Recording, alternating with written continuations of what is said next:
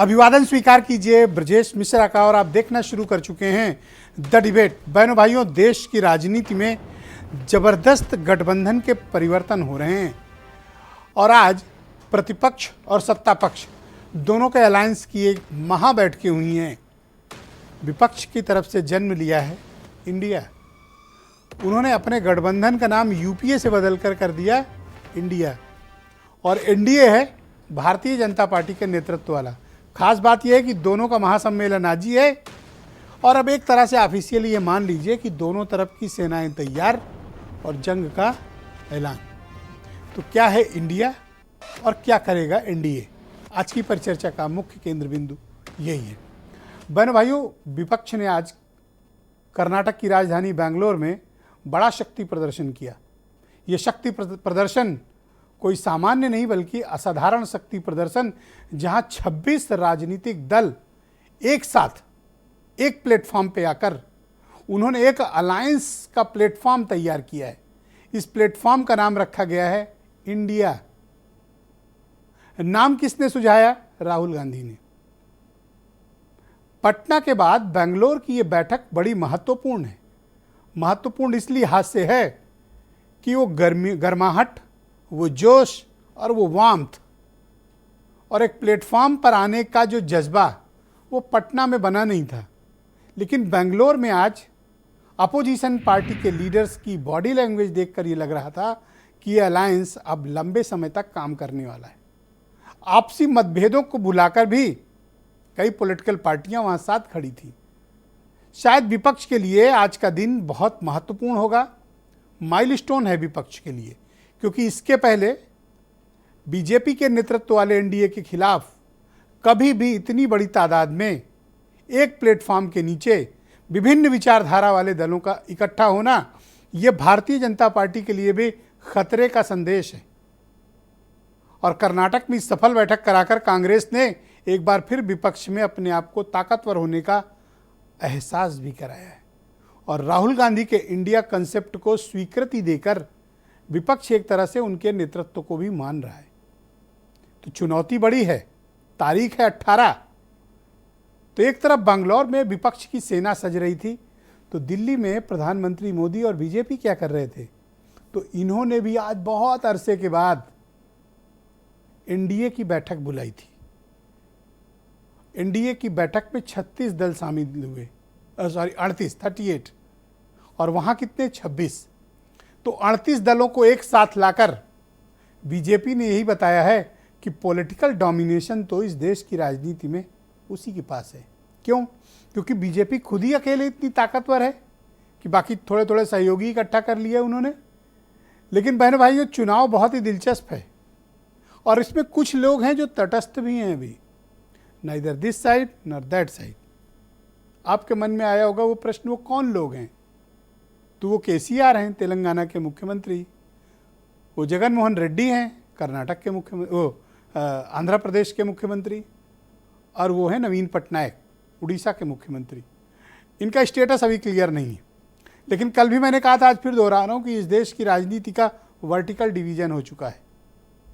एक platform BJP, एक platform BJP का विरोध। न्यूट्रल लोगों की गुंजाइश बहुत कम बची है। तटस्थता कई बार पार्टियों को तबाही भी ला देती है, लेकिन अब चुनाव में देखना पड़ेगा कि इसका क्या तस्वीर है।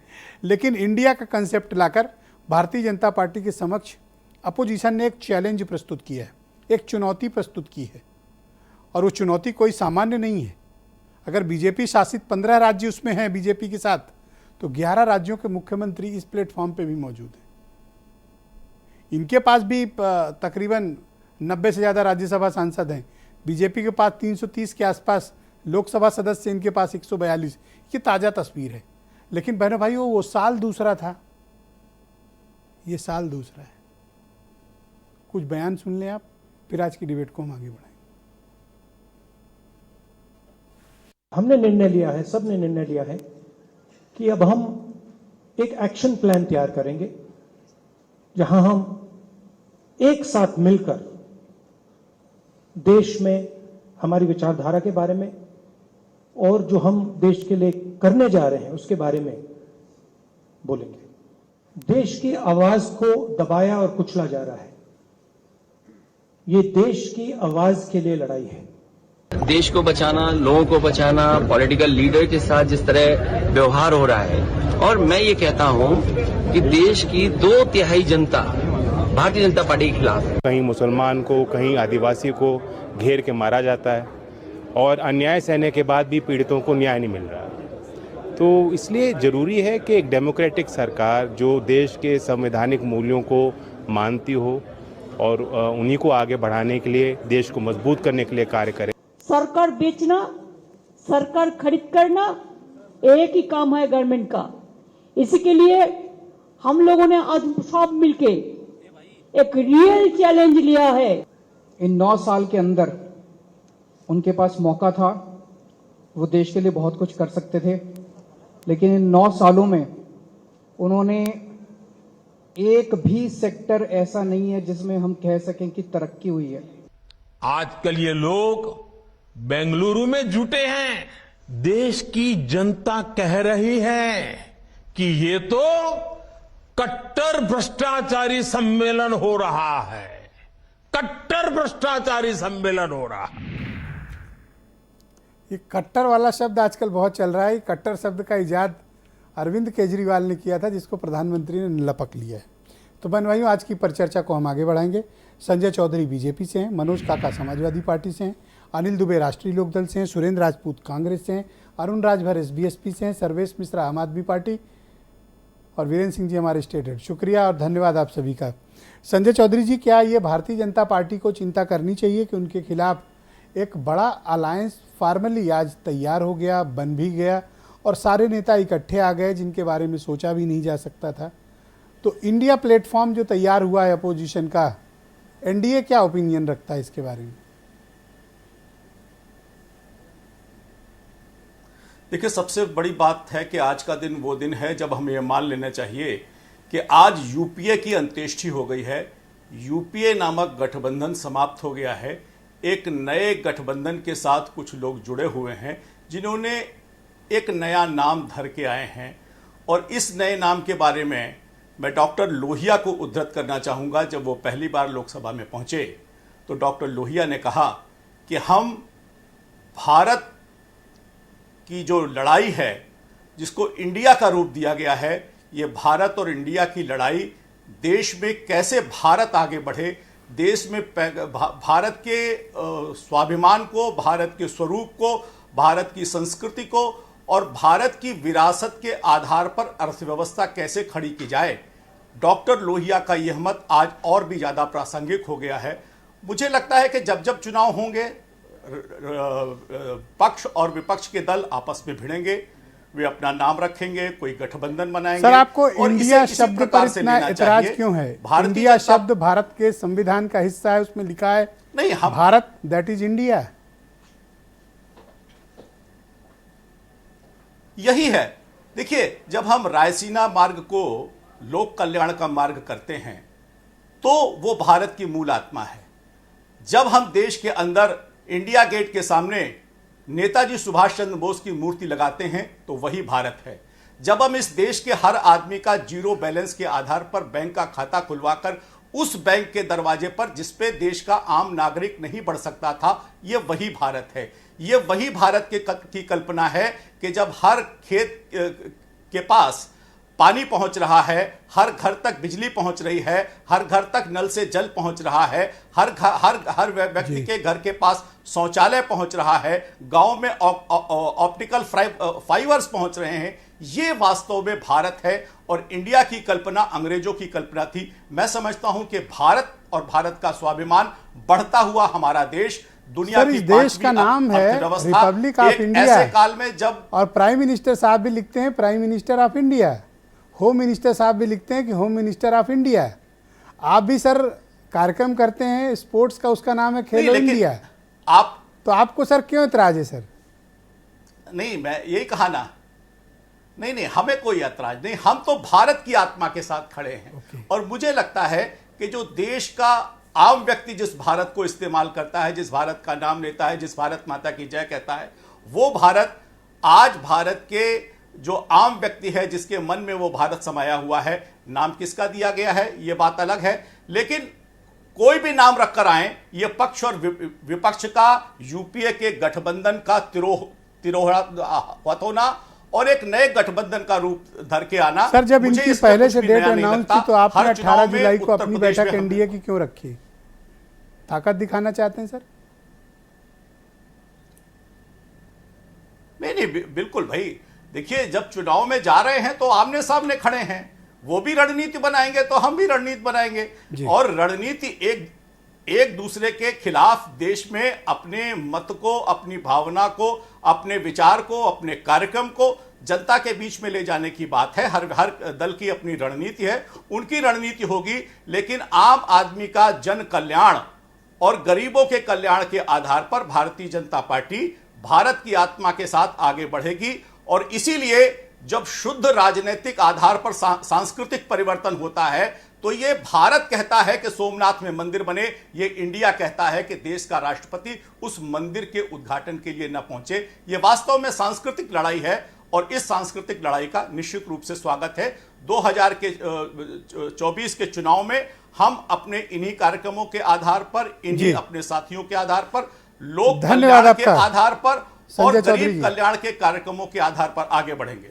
मैं आपके मित्र सुरेंद्र राजपूत जी को आमंत्रित करता हूं, कांग्रेस के सीनियर प्रवक्ता हैं। बहुत शुक्रिया आपका सुरेंद्र जी। एक तो आपको इंडिया प्लेटफॉर्म क्यों बनाना पड़ा, इसकी आवश्यकता क्यों पड़ी, यूपीए आपने क्यों खत्म किया, सवाल नंबर 2। सवाल नंबर 3, क्या ये शक्ति प्रदर्शन है, और सवाल नंबर 4, क्या राहुल गांधी को स्वीकृति मिल गई है एज ए लीडर अपोजिशन की तरफ से, और इंडिया नाम क्यों रखा है, बीजेपी को एतराज है? नेतृत्व सामूहिक है, न किसी के ऊपर कोई, न किसी के नीचे कोई। और सबसे बड़ी बात, हमें तो संजय भाई अपना पता नहीं अभी बड़ी बड़ी चीज़ें कह रहे थे और बात करते करते ही अपनी ही बुराई कर गए। लोकतंत्र के मंदिर को, भाई सोमनाथ के मंदिर की तो बात करने लगे, लोकतंत्र के मंदिर को सिर्फ आदिवासी राष्ट्रपति उद्घाटन न कर सके, सारी तिकड़म लगा दी। भगवान श्री राम के मंदिर का दलित राष्ट्रपति शिलान्यास न कर दे, सारी तिकड़म लगा दी।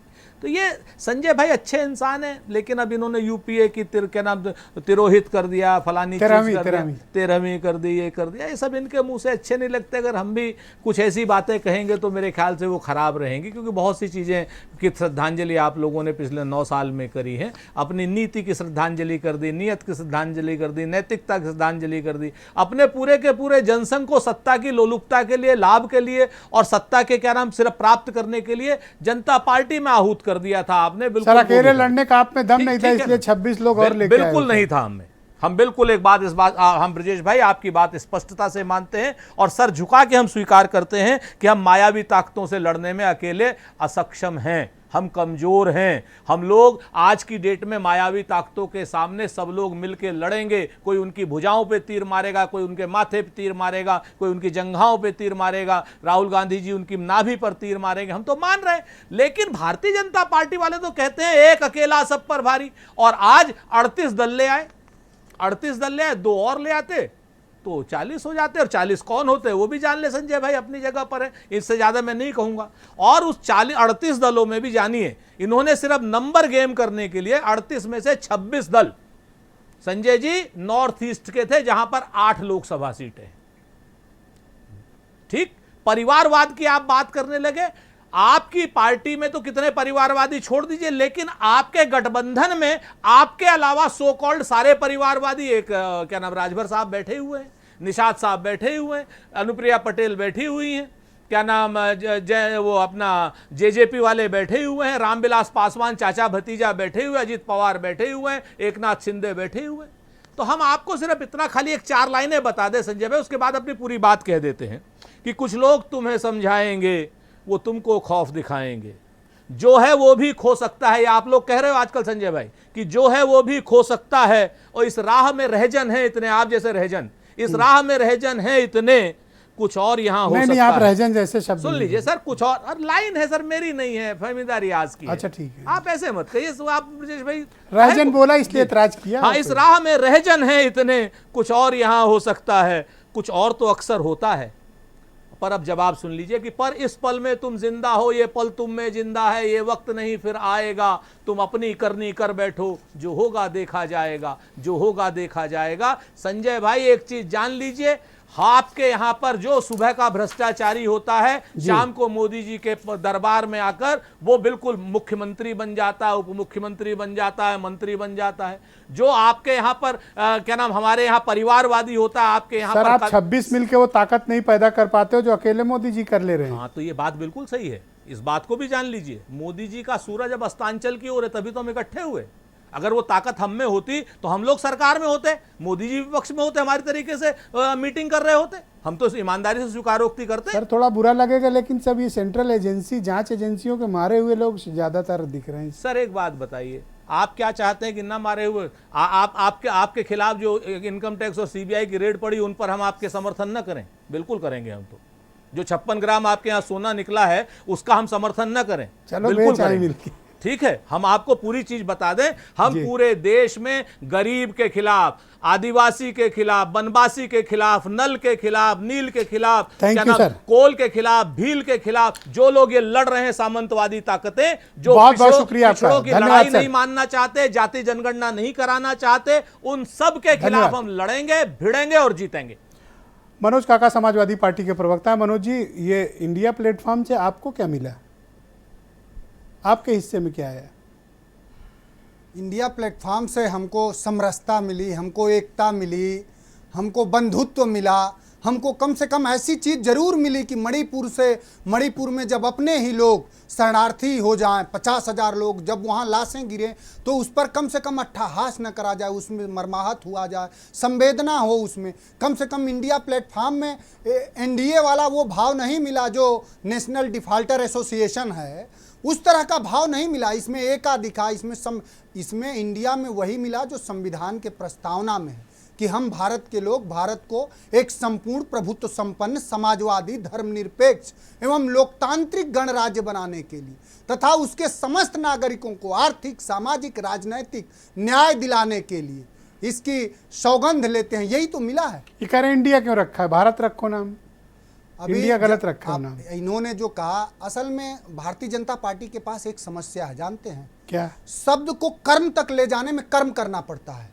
और शब्द को कर्म तक ले जाने में साहब चुनौती होती है। लेकिन शब्द तो यहाँ है 2 करोड़ हर साल रोजगार देने का, और कर्म क्या है? जब 9 साल बीत गया तो सदन में कहना है कि मैंने देश को 7 लाख रोजगार दे पाए हैं। यहाँ भाषण क्या है कि 15 लाख रुपए आ जाएंगे, अच्छे दिन आएंगे। और कर्म क्या है कि हम आप 300 रुपया किलो टमाटर खाएंगे, किसानों की आमदनी दोगुनी हो जाएगी। और क्या करा? किसानों पर थार दौड़ाया। इस देश में 700 किसानों की शहादत हो गई। भारतीय जनता पार्टी के पास शब्द नहीं है। महिलाओं के साथ क्या हो रहा है, नौजवानों के साथ क्या हो रहा है? आपकी पार्टी उत्तर प्रदेश में प्रयोग लगातार कर रही है, 17 से लगातार आपके प्रयोग जारी हैं, लेकिन आपका हर प्रयोग फेल हो रहा है। एक प्रयोग आज आपने और किया है, इंडिया। अब देखिए, अब आपने सवाल बड़ा गंभीर करा है। हमारे प्रयोग कभी फेल नहीं हुए। 94 से आज तक इतिहास देखेंगे तो समाजवादी पार्टी का जो वोट प्रतिशत है, हम 2012 में 29.8% वोट पा करके सरकार में थे, हम अब 36% वोट पा के सरकार में नहीं। समाजवादी पार्टी का वोट प्रतिशत बढ़ा। और मुझे गरूर है, मुझे नहीं, इस देश के लोगों को, कि जो पीडीए का, जो पीडीए पिछड़े दलित अल्पसंख्यक का और जो प्रगतिशील सोच का सवर्ण है, उसको एका करने का जो तो इस बात को खुलकर क्यों नहीं कहते कि कांग्रेस के साथ अलायंस करने जा रहे हैं? जब बैठकर स्टेज शेयर करते हैं, गठबंधन बनाने की बात करते हैं, तो यूपी पर क्यों नहीं बोल रहे हैं आप? कब नहीं बोल रहे हैं? गठबंधन पे लड़ेंगे? कब नहीं बोल रहे हैं? तो कह दीजिए। हम कह रहे हैं, उनसे पूछ लीजिए ना कि पशुपति पारस का सीट पर लड़ेंगे और चिराग पासवान का सीट पर लड़ेंगे। जिन पार्टियों को तोड़ा, अब उन्हीं पार्टियों को, जो नरेंद्र मोदी जी इस देश में सीना ठोंकते थे कि अकेला, मैं अकेला हूं, आज वो शेर लड़खड़ाता नजर आया। और 38 ऐसे लोग उसको पकड़े हुए हैं जिस 38 का कोई अस्तित्व नहीं है, जो अभी सुबह आप इमोशंस की पॉलिटिक्स करते हो। दिल्ली और लखनऊ में हेड काउंट्स होते हैं। अरे ऐसे लोग बने अगर चिराग पासवान ताकत पैदा किए हैं तो आज उनको नमस्ते है, जब नहीं किए थे तो घर खाली हो गया था। सर ताकत लाइए सर, फिर बात करेंगे। ताकत तो इस हिंदुस्तान के जनमानस के पास है ना। मोदी जी ने आज एक अच्छा भाषण दिया कि democracy is the people, for the people, by the people. लेकिन वो भूल से फिर उनका शब्द कर्म तक नहीं आता। अब वो ये समझते धन्यवाद। हैं कि भारत का लोकतंत्र सिर्फ मोदी है। मोदी नहीं है साहब। अरुण राजभर। और मैं खत्म कर रहा हूं, ऐसे लोगों से भी लोकतंत्र नहीं चलेगा जो सुबह किसी और को मनोज जी। प्रधानमंत्री बनाते हैं, दोपहर में किसी और को, शाम को किसी और को, किसके और लिए शाम कह को रहे हो? जाके लौट हेलो, जाते हेलो, हैं, हेलो, हेलो। चरण वंदना हेलो, करते हेलो, हैं, हेलो। बाप किसके बेटा लिए? सुपुत्र सब लेटते हैं। कौन? अरे कौन क्या? आप नहीं जान रहे हैं, हम और नहीं ज्यादा जान रहे, बताएं। बताओ। मैं समझता हूं कि अब नाम लेना मुनासिब नहीं होगा, समझदार के लिए इशारा काफी है, ओके। रहने दीजिए। अब वो बनाएंगे, अरुण अभी आपको राजभर। बताएंगे। T7 में जा नहीं रही है। जिनका आदर्श और दूसरा, विचार है का हर आज घंटा एनडीए की बदल बैठक, जाता। धन्यवाद मनोज जी, उनका और आज उनके एनडीए की बाबूजी का। बैठक में आपकी पार्टी के राष्ट्रीय अध्यक्ष ने शिरकत की है। कैसा लगा आपको एनडीए की बैठक में जाके? जी देखिए, एनडीए की बैठक में जिस तरीके से वहाँ लोगों का एक उत्साह था, देश में 135 करोड़ जनता के लिए जिस तरह की योजना बनने की एक जो उत्साह थे, वो अपने आप नजर आए हैं और देश की जनता भी इसको देख करके बहुत प्रसन्न हुई है। जैसा कि विपक्ष ने नाम दिया है इंडिया, देखिए ये जिस तरीके से होता है, इनके पास कोई नाम तो और था नहीं। वो जान रहे थे कि हम 500 साल पहले जहाँ थे, अंग्रेजों के खिलाफ जो लड़ाई हो रही थी, फिर वही लड़ाई शुरू कर दिया है कि इन्होंने नाम जो इंडिया दिया, इनको नहीं देगा इंडिया अवसर, इनको नहीं देगा इंडिया अवसर। ये लाख कोशिश कर लें, ये लाख इकट्ठा कर ले लोगों को, लेकिन इंडिया के लोग इनको अवसर देने वाले नहीं हैं। अब ये बाद में क्या कहेंगे, हम इनसे भी गठबंधन करके हमारा अनुभव खराब हो गया। जैसे कांग्रेस से गठबंधन 17 में हुआ था तो अनुभव खराब बताया, बसपा से गठबंधन किया तो अवसर बताया कि अनुभव खराब हुआ, फिर बहुत सारे छोटे छोटे दलों से बताया कि अनुभव खराब हो गया। तो अब ये इंडिया का जो इंडिया 135 करोड़ से बना हुआ है, 26 दलों से नहीं बना हुआ है। और अगर तराजू पर भी देखेंगे तो हमारा वाला जो एनडीए है वो सबसे बड़ा भारी है। यहां जनता 135 करोड़ एनडीए की तरफ देख रही है, और ये 26 लोगों की तरफ भ्रष्टाचार दिख रहा है। अभी इस चैनल पर भी बैठे 2-3 लोग हैं जो भ्रष्टाचार के खिलाफ खूब लड़ाई लड़ते थे, चाहे आदरणीय केजरीवाल साहब, वो कहते थे मैं एंटी भ्रष्टाचार के खिलाफ। आज कहां भ्रष्टाचार के खिलाफ लड़ रहे हैं? जिनके ऊपर आय से अधिक संपत्ति है, जिन्होंने जो इस भ्रष्टाचार के खिलाफ जमानत पर चल रहे हैं, आज उनके साथ गलबैया मचा रहे हैं। तो और इधर जो एनडीए में है, ये सब पागदामन है, कोई एजेंडा लेके नहीं चल रहे। नहीं, देखिए, जो एनडीए है वो गरीबों के प्रति समर्पित है, पिछड़ों के प्रति समर्पित है, दलितों के प्रति समर्पित है, आदिवासियों के प्रति समर्पित है। तो जो एनडीए हमारा है वो बोल दियो कि सर्वेश मिश्रा को बेहोशी आ रही। हाँ बोलिए राजभर जी, बोलिए। नहीं, देखिए, वो सच है भैया। यही कांग्रेस पार्टी ने ये आम आदमी पार्टी के खिलाफ नोटिस जारी किया कि नहीं, ये भ्रष्टाचारी हैं। तो आज आम आदमी पार्टी को तो कांग्रेस जवाब देना चाहिए कि भैया ये भ्रष्टाचारी है कि नहीं, जो कल भ्रष्टाचार के खिलाफ आवाज उठाते थे। ये जो हम मुस्कुरा अच्छा, रहे हैं, देखो, आपने बीजेपी का गठबंधन को ज्वाइन भी कर लिया। आज आपके पिताजी मीटिंग में भी पहुंच गए। शपथ की डेट वोट मिली भैया? देखिए, वो अलग विषय है कि वो तो आगे कार्यक्रम होंगे, अभी तो बैठक होगी, डिनर होंगे, बाकी बातें होंगी। लेकिन जो विपक्ष सड़क बंद नहीं, बीच में कोई ना बोले, पहला राउंड है, कोई किसी को इंटरप्ट ना करे, अनुशासन। नहीं, हमारे यहाँ माननीय प्रधानमंत्री जी का चेहरा एकदम सामने नजर आ रहा है। लेकिन यहाँ एक गाना, पहले एक फिल्म में डायलॉग था, अब मैं डायलॉग बता दूं। एक पहले फिल्म में एक डायलॉग दिया जाता है, बंबई से पुणे, पुणे से दिल्ली, दिल्ली से पटना। अब यहाँ क्या चल रहा है, पटना से बेंगलोर, बेंगलोर से मुंबई, और उसके बाद भारत परिक्रमा चलता रहेगा। लेकिन इंडिया का कारवा ये लोग रोक नहीं पाएंगे। धन्यवाद, बहुत शुक्रिया आपका, बड़े मजबूती से बता धन्यवाद। राष्ट्रीय लोकदल के नेशनल सेक्रेटरी और राष्ट्रीय प्रवक्ता अनिल दुबे मेरे साथ इस वक्त मौजूद हैं। अनिल जी, शुक्रिया आपका। तो ऑफिशियली आप लोगों का भी इंगेजमेंट इंडिया प्लेटफॉर्म पे हो गया। आपकी क्या एक्सपेक्टेशन है इस प्लेटफॉर्म, इस गठबंधन को लेकर? देखिए, और आप कैसे एनडीए से लड़ पाइएगा?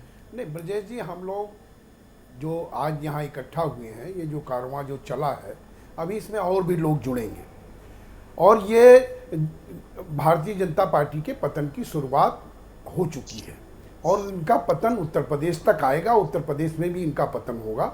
और हम लोग चाहते हैं कि किसानों की समस्याओं को लेकर, नौजवानों की समस्याओं को लेकर, शोषित वंचित पीड़ित की आवाज़ को लेकर एक साझा कार्यक्रम, साझा आंदोलन हम लोग करेंगे, और किसानों को और नौजवानों को, अल्पसंख्यकों को, दलितों को, जिनको इन्होंने न्याय देने का काम नहीं किया है, सिर्फ भाषण देने का काम किया है। ना तो इन्होंने किसानों की आमदनी बढ़ाने का काम किया, ना 2 करोड़ नौजवानों को प्रति वर्ष रोजगार देने का वादा किया था। 9 साल हो दुबे गए। जी, इंडिया का जब पॉलिटिकल प्लेटफॉर्म बना, आपके हिस्से में क्या है? नहीं, हमारे हिस्से में क्या है? में जो आना होगा आएगा। जब उसमें एक फार्मूला बना है और वो बनेगा, अभी और आगे बैठ के होंगी, जो जहां लड़ने लायक होगा वो लड़ेगा। वो कोई विवाद इंडिया में नहीं है। क्यों नहीं है? नहीं विषय भाई अच्छा एक बात बताओ जी। दुबे जी, कितनी सीट पे लड़े थे पिछली बार 2019 में? नहीं, कितनी सीट पर लड़े, हम तो बहुत सीटों पर पहले भी लड़े।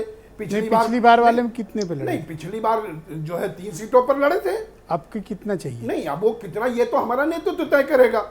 बाकी हम लोग काम कर रहे हैं, जहां जो लड़ने लायक होगा वो चुनाव लड़ेगा। तो भैया 3 ही तो लड़ने लायक हो दुबे जी। नहीं, ये यहाँ बैठ करके तो हम आप डिसाइड नहीं कर सकते कि हम कहाँ कितने लड़ने लायक हैं। अभी आपने तो हमसे क्यों अकड़ रहे हो? हम तो बता रहे हैं, आप ही ने कहा। सवाल आपने किया तो आप ही ने तो कहा 3 पे लड़े थे। और जब इंडिया बना तो है 13 दे लोगे क्या? सारे विपक्षी दल बने हैं तो उसमें जुड़ रहे हैं और भी लोग जुड़ेंगे। और उसका जो पैमाना है कि बीजेपी के खिलाफ एक साझा उम्मीदवार लड़े, कोई दूसरा उम्मीदवार न लड़े, और जो जहां जीतने लायक होगा वो चुनाव लड़ेगा। तक रहोगे तो इंडिया प्लेटफॉर्म पे ना? नहीं, क्या आपको जो है iOS वर्जन पे तो नहीं जाओगे? नहीं, अब आप कौन सा वर्जन?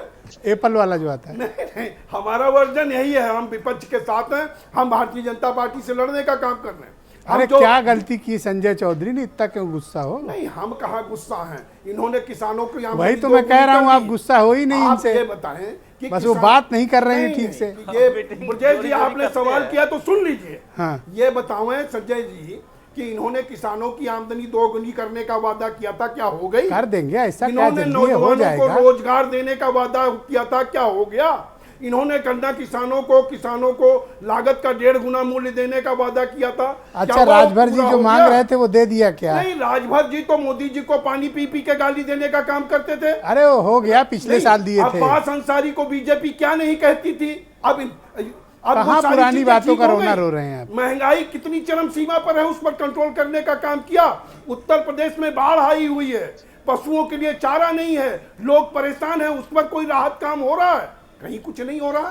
तो हम तो जनता के साथ हैं ब्रजेश जी, जनता के साथ हैं। धन्यवाद। जनता का ये गठबंधन है और ये इंडिया भी जीत करके आएगा और सरकार बनाएगा। बयान में से इतनी गुंजाइश रहे कि कभी मिले तो, हाँ दुबे जी? नहीं, अब ये तो आप देख रहे हो, हम तो जो कहते हैं वही करते हैं ब्रजेश जी। नहीं, ठीक है, यही बात तो राजभर जी सताए रहे पूरे 3 साल, और जो किए तो देखो विस्फोट ही किए। सर्वेश मिश्रा, आम आदमी पार्टी के प्रवक्ता, मेरे साथ इस वक्त मौजूद हैं। ये क्या तो ये कह रहे हैं कि आप लोगों ने तो भ्रष्टाचार से हाथ मिला लिया है? नहीं, वैसे तो आज परिवारवाद की बात करी थी मोदी जी ने, तो हमारे अरुण जी को आज थोड़ा परिवारवाद के बारे में सोचना चाहिए था। आज के भाषण में भी उन्होंने बोला, परिवारवाद का विरोध करते हुए बहुत अच्छे से स्वागत किया माननीय गृह मंत्री जी ने। खैर ये बात छोड़िए, आज पूरी भारतीय जनता पार्टी इंडिया के नाम पे बवाल करिए। ये वो लोग हैं जो इंडिया साइनिंग के नाम पे इस देश में चुनाव लड़ते हैं। माननीय अटल बिहारी वाजपेयी जी के नेतृत्व में इन्हें शर्म आनी चाहिए, जिस देश का संविधान रिपब्लिक ऑफ इंडिया लिखता है। आज मोदी जी बड़े घबराए से दिख रहे थे, बौखलाए से, बदहवास दिख रहे थे। वो विश्वगुरु की छवि दिख नहीं रही थी। वो पता नहीं आज कैसे डरे डरे से लग रहे थे। 38 पार्टियों का डेटा लेकर चली आई भारतीय जनता पार्टी, जिसकी सच्चाई ये है 24 पार्टियों के 0 MP हैं, 0। लोकसभा का चुनाव है, सांसदीय का चुनाव हो रहा है, 38 में से 24 पार्टियों के पास 0 MP है। 7 पार्टियों के पास सिर्फ 1 MP है, 1 MP। 2 पार्टियों के पास 2 MP। 38 में से 33 का हाल ये है।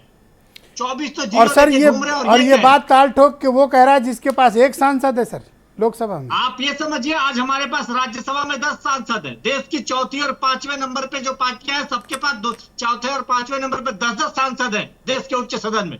और लोकसभा में हमने शुरुआत करी, और इस बात देखिए वो आप उस तरीके से आज बात हो रही है इंडिया की, ये नए इंडिया की, जिसमें हर युवा के पास रोजगार हो, गरीबों को अच्छी शिक्षा मिले, गरीबों को अच्छे अस्पताल मिले। अरे तो इंडिया नाम क्यों रखा भाई? सद्भाव के साथ, प्रेम के साथ रहे। बीजेपी को इतराज है कि इंडिया क्यों, गरीबी लग रही है। इंडिया क्यों रखा नाम? नहीं, आप इंडिया, आप कितना बढ़िया नाम है। और इस नाम तक के, आप समझिए इंडिया का नाम रखने तक से आज इनको इतनी दिक्कत हो गई।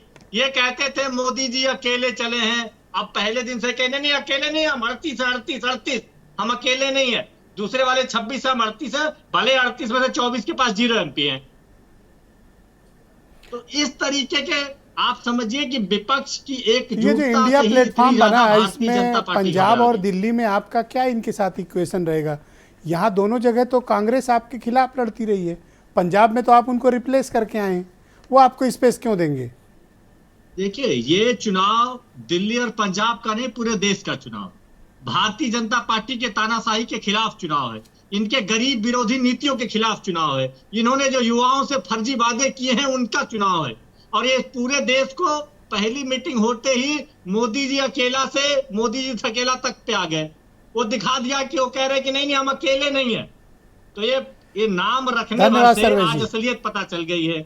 आज खुद के भाषण में बोल रहे थे परिवारवाद के खिलाफ है जी हम, और उत्तर प्रदेश में ओम प्रकाश राजभर जी, अरुण राजभर जी दोनों आ जाइए, स्वागत है, परिवारवाद के खिलाफ है जी। गरीब ओबीसी परिवार को अगर सत्ता में हिस्सेदारी मिल जाए, एक गरीब ओबीसी नेता मंत्री बन जाए, आपको कोई उलझन है? भारतीय जनता पार्टी में आप आ जाइए जी। एक गरीब ओबीसी नेता के पीछे पड़ गए। बीरेन्द्र सिंह हमारे स्टेट हेड भी हमारे साथ इस वक्त मौजूद हैं। भाई बीरेन्द्र जी, ये एनडीए के जवाब में इंडिया बन गया है, क्या इम्पैक्ट है इसका? और आज दोनों ने अपनी अपनी ताकत दिखाई, एक तरफ 36, एक तरफ 38, दूसरी तरफ 26। देखिए, देश में कहा जाए तो गठबंधनों का एक नया दौर राजनीतिक दलों के बीच शुरू हुआ है। ये एक संकेत है और एक राजनीति की साफ स्थिति दिखाता है कि कोई इतना कॉन्फिडेंट नहीं है कि वो अकेले दम पे शायद पूरे देश में चुनाव लड़ सके। आशंकाएं हैं, इसीलिए गठबंधन छोटे दलों के साथ भी किए जा रहे हैं। नहीं तो आज अपने देश में हाथी और चींटी का कोई मेल कभी रहा नहीं, और सत्ता की खातिर सांप छछूंदर भी दोस्ती करते हैं, ये बातें कही जाती हैं। इस देश में आज ऐसी स्थितियां कुछ बन रही हैं, जो पानी पी पी कर एक दूसरे को कोसते थे, गालियां देते थे, उनके लिए झुआ भर मट्टी फेंकते थे, वो सब आज एक दूसरे, कोई 26 वाले में है, कोई 38 वाले में है। तो ये एनडीए वर्सेस इंडिया जो एक रोचक नाम आया है सामने, और ये दिलचस्प लड़ाई होगी लोकसभा चुनाव की। ये नाम की भी एक बहुत बड़ी लड़ाई हो गई है आज से। 26 वर्सेस 38 तो बाद में आएगा, लेकिन एनडीए वर्सेस इंडिया एक बहुत महत्वपूर्ण नाम हो गया और बेहतरीन लड़ाई आप इसमें देखेंगे। देखिए, ये सब बातें तो हो रही है बहुत देर से, लेकिन एक बात जो खटकती है वो उत्तर प्रदेश से खटकती है कि देश के सबसे बड़े राज्य में आज जो दोनों दलों ने अलग अलग बैठकें की, लोग आए, उसमें एक पार्टी ऐसी है जो कहीं नहीं है, वो है मायावती की पार्टी। ना वो 26 में है ना 36 में है, वो कहाँ है, उनको कैसे वो लड़ेंगी, कहाँ जाएंगी, अभी तक वो तीसरे पार्टी के रूप में है, तीसरे गठबंधन के रूप में है। ना वो इंडिया में है ना वो एनडीए में है। मायावती का उत्तर प्रदेश में जो रोल है, वो रोल काफ़ी अहमियत रखता है, क्योंकि पड़ेगा। वीरेंद्र जी, इस वक्त प्रधानमंत्री नरेंद्र मोदी एनडीए की बैठक को संबोधित कर रहे हैं। आपको सीधे लिए चलते हैं होटल अशोका, जहां पर प्रधानमंत्री एनडीए की बैठक को संबोधित कर रहे हैं।